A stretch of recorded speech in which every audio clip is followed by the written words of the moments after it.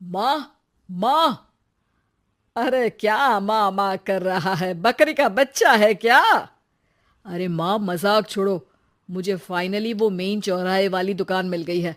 अब देखना, आपका बेटा दुगनी स्पीड से पैसा कमाएगा। ओफो, ये क्या? मेरी ऑनलाइन मेकअप क्लास चल रही है। इतनी जोर से क्यों बोल रहे हो आप दोनों? अरे मेरी धर्म पत्नी जी, मेकअप क्लास बाद में करना। वो चौराहे वाली दुकान मिल गई है हमको।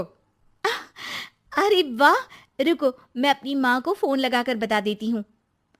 अरे मैं भी अपने रिश्तेदारों को बता देती हूँ। कितनी खुशी की बात है। हाँ हाँ, मैं भी अपने दोस्तों को बता देता हूँ। 1 हफ्ते बाद रजिस्ट्री है। बस, घर में खुशी का मौका था। उन तीनों ने अपने अपने फोन उठाए और लोगों में बात फैलाना शुरू कर दिया। और रही सही कसर, श्वेता बहू ने अपने पड़ोस में सबको बताकर कर दी। अरे वर्मा आंटी, अब हम भी जल्दी कार ले लेंगे। घर का रेनोवेशन होगा और ठाट से रहेंगे हम भी। अरे, ऐसा क्या हुआ? लॉटरी बाटरी लग गई है क्या? अरे, इस बार चौराहे वाली मॉल में हमको भी दुकान मिल गई है। दुकान नंबर 21, जो एकदम चौराहे पर है। अब ग्राहक बढ़ेंगे तो आमदनी भी बढ़ेगी ही ना। अरे वाह, कितनी खुशी की बात है। मैं बहुत खुश हूँ तुम्हें इतना खुश देख के। बाकी एक बात कहूँ, सबको मत बताते फिरना। किसी की नजर लग जाएगी तो खुशी की खबर वापस लौट जाएगी। हैं? ऐसे थोड़ी ना होता है। अब डरा रही हो? अरे सही कह रही हूँ। काली नजर कहते हैं इस चीज को, जब आप किसी को कुछ बताओ और वो काम बिगड़ जाए। अरे लेकिन मैं तो। तुमने सबको बता दिया ना? हाँ, फोन लगा लगा के। अब बच के रहना। काली नजर बड़ी खतरनाक होती है। श्वेता इतनी खुश रहती है कि वो वर्मा आंटी की बात पर ध्यान ही नहीं देती, जबकि पड़ोस में और भी लोगों से खुशी की खबर शेयर करती रहती है। अगले दिन राजेश बहुत दुखी होकर घर आता है। अरे बेटा, क्या हुआ? मुंह क्यों सूजा हुआ है? मधुमक्खी ने काट लिया क्या? माँ, वो दुकान किसी और के पास चली गई। किसी ने ज्यादा भाव लगा दिया। अरे पर बात तो आपसे हुई थी ना उस दुकान वाले की। हाँ, आज मैं टोकन अमाउंट देने गया था, तब मुझे पता चला। कोई आकर सुबह मुझसे पहले ही ज्यादा अमाउंट दे गया। हम्म, काली नजर। क्या? क्या कहा? वर्मा आंटी ने समझाया था कि किसी को बताना मत, वरना काली नजर लग जाएगी। अच्छा, तुम्हें उनकी बात मान लेनी चाहिए थी। उनकी बात मान लेती, लेकिन उसके पहले ही सबको बता चुके थे ना हम तीनों। अरे अगली बार से ध्यान रखेंगे। कोई भी नई चीज होगी तो किसी को नहीं बताएंगे। तीनों कुछ दिन ऐसे ही रहते हैं, पर एक दिन श्वेता को एक मेल आता है। राजेश, मेरा ऑनलाइन मेकअप कोर्स कंप्लीट हो गया। अब मैं खुद का पार्लर खोल सकती हूँ। अरे वाह, अपने मोहल्ले में ही खोलते हैं। ये जो घर के सामने दुकान है ना, वहीं। हाँ, यहाँ सस्ती भी मिल जाएगी। अगले दिन श्वेता वर्मा आंटी के पास जाती है, मिठाई का डब्बा लेकर। अरे आओ आओ, कैसे आना हुआ? जोर से नहीं बोलूंगी। वो सामने वाली दुकान है ना, वहां मैं अपनी पार्लर की दुकान खोलने वाली हूँ। उसकी मिठाई है। अरे वाह, बहुत बधाई हो तुमको। हाँ, मैं कमाने लगूंगी तो राजेश पर पूरे घर का बोझ नहीं रहेगा ना आंटी जी। ये तो है। पर ये बता कि तूने ये बात किसी और को तो नहीं बताई ना? अरे नहीं नहीं, पिछली बार गलती कर दी थी।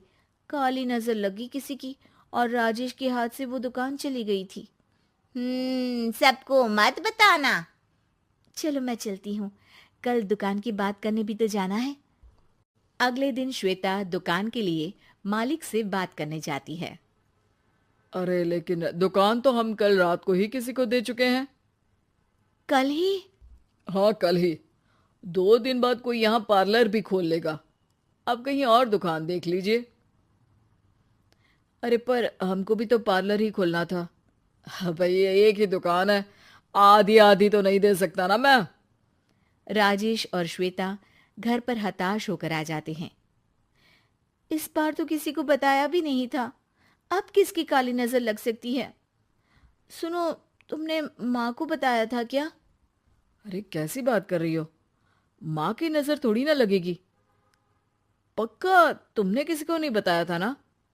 सिर्फ वर्मा आंटी को बताया था, उन्होंने ही मुझे किसी को नहीं बताने को कहा। अरे यार, तुम भी सही हो।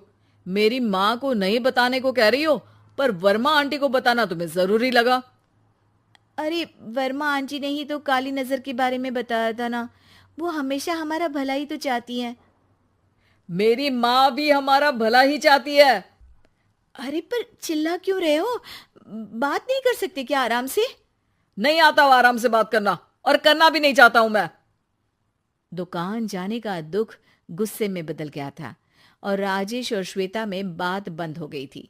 2 दिन बाद मोहल्ले में पार्लर का इनॉग्रेशन हुआ, जिसमें मोहल्ले के सभी लोगों को बुलाया गया, पर श्वेता, राजेश और माँ नहीं जाते। माँ, अंदर आ जाओ, क्या देख रही हो? अरे नया पार्लर देख रही हूं अपने आंगन से। देखो, माँ को दूसरे का सुख देखने में कितना मजा आ रहा है, मेरा दुख नहीं दिख रहा इन्हें। यह मेरा पार्लर भी तो हो सकता था। अरे चुप रहो यार, हर बात में लड़ाई क्यों ढूंढ रही हो? राजेश और श्वेता फिर बहस करने लगते थे। तभी माँ ने दोनों को बाहर बुलाया। अरे जरा देखो तो, दुकान चलाने वाले का बोर्ड पर नाम क्या लिखा है? श्रुति वर्मा। गाड़ी निकाले बेटा, हमें कहीं जाना है। काली नजर का इलाज कराने? राजेश अपनी बाइक निकालता है। तीनों ट्रिपलिंग कर रहे हैं। माँ राजेश को उस मॉल वाली दुकान पर लेकर जाती है जहां राजेश अपनी दुकान खोलने वाला था। यही दुकान लेना चाहता था ना तू? हाँ, पर इनको भी दुखी करने लेकर आई हो क्या यहाँ पर दुकान दिखाकर? वहां काफी नहीं था? अरे श्वेता, थोड़ा सब्र रख, अभी पता चलेगा कि हम यहाँ क्यों आए हैं। बता, इस दुकान चलाने वाले का नाम क्या है? अनुपम वर्मा। कुछ समझ में आया? वो दुकान वाली श्रुति वर्मा, ये दुकान वाला अनुपम वर्मा, और हमारे पड़ोस में हमने उस दुकानों के बारे में बताया किसको था? अब वर्मा आंटी को। मतलब वर्मा आंटी ही हमारा काम बिगाड़ रही है? नहीं नहीं, ऐसा नहीं हो सकता, ये बस इत्तेफाक है। राजेश अपना फोन निकालता है और श्रुति वर्मा और अनुपम वर्मा के नाम फेसबुक पर सर्च करता है, जहां ये दोनों ही वर्मा आंटी के रिश्तेदार होते हैं। श्वेता को समझ में आ जाता है कि वर्मा आंटी की ही नजर काली नजर है। अब क्या करना है? कोई भी खुशी की खबर हो तो काली नजर से बचना है, यानी वर्मा आंटी से बचना है। अरे पर मुझे ये समझ में नहीं आया कि वो हमारे साथ ऐसा क्यों करेंगी। अरे बेटा, एक सीख है, दूर के आदमी को आपकी तरक्की से कम परेशानी होगी, पड़ोसी को ज्यादा।